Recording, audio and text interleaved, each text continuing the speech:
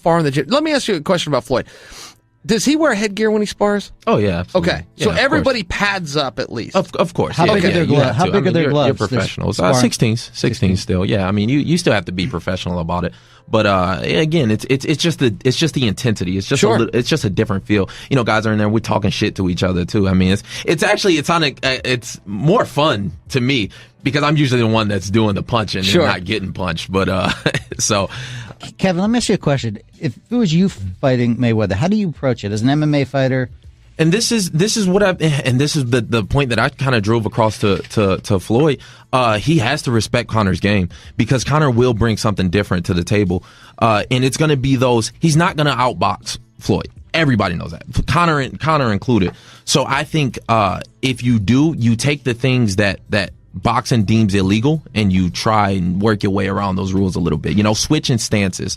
And I even gave him the example when Giorgio Petrosian, when he was fighting, you can say, I mean, he was damn near the Floyd Mayweather of kickboxing for a long time. Perfection. It still is, when you look at him skill for skill against any other kickboxer in the world, you can't find a flaw in his game. But he got knocked out by Andy Risty because Risty had that loopy kind of weird style. And if you remember, I think Risty either threw a right high kick, stepped down into a southpaw stance, which, I mean, is just unheard of in traditional kickboxing. And he knocked him out with a left uppercut.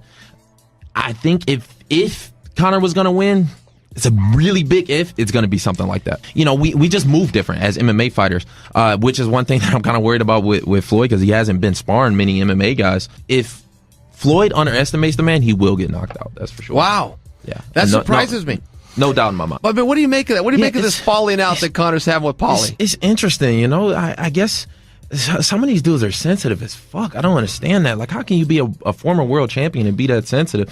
It's like, it's a push down. Oh, who gives a damn? If you say it's a push down, like, okay, Conor's fans are going to say he whooped your ass anyway, regardless of what picture you show. You can show a picture of Paulie landing a right hand, and Conor's fans are still going to get on and say, okay, but I bet he countered right after that. He blocked it with his face. Look at this block by Conor with his nose. Right. I will give it this. I do think that Conor is training the right way for this fight. Because he doesn't have that much boxing experience. So maybe Conor did try and make it like a fight and just to get some of that experience out of the way, bring in a crowd. Because when you train over in Mayweather's, I've done some sparring over in Mayweather's, and it's different. It's a lot different than it is at any other type of MMA gym. When I go over to Extreme Couture and we spar, it's kind of like that team aspect. It's almost like a wrestling team. Everybody's sparring at once.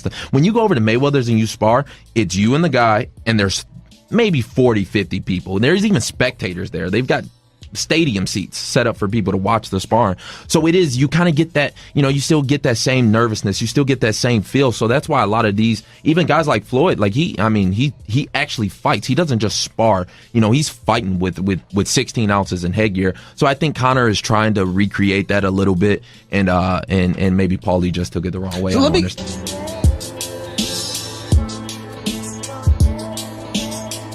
The guy, Conor, he changed the sports.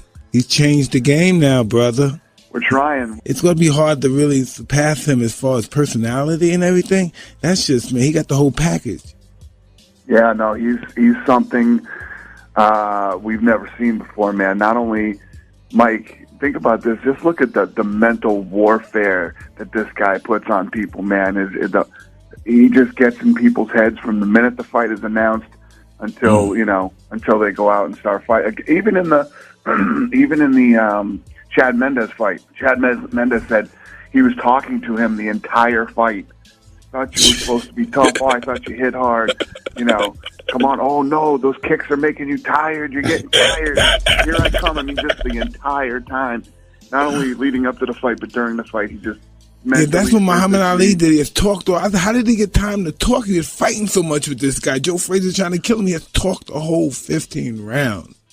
Mentally, physically, and verbally abuses you. Yes, and things. The referee, Zach Clayton, that was the referee from Muhammad Ali and George Foreman, Zaire. He said, "Man, you can't believe what Ali was saying. He said, I can't believe a human being was capable of saying such filth." And he was just saying some bad stuff. Yeah, I just think this guy's mental warfare game is right up there with Ali. Yeah, that's man.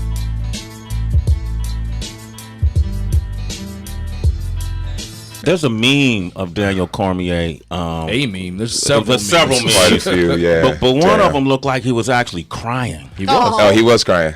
Yeah, he was crying after the fight. It was tough to watch him cry though. He's such a good ambassador of our sport, and I feel like those one-on-one sports like MMA, boxing. These are sports where you see grown men cry because your success it's all on your shoulders. Where on a basketball team or a football team, you can blame it on the other guys that are out there in the court, out there in the field with you, and say, I gave it my all, but my team was off that day. But in MMA, I mean, everything, it's all you out there, and so it's just such a personal thing when you're defeated. The legacy and everything they're not talking about your team; they're talking about you forever. And so the way men get attached to this sport is a beautiful thing, and it's why he cried. It just shows how much this shit means to him.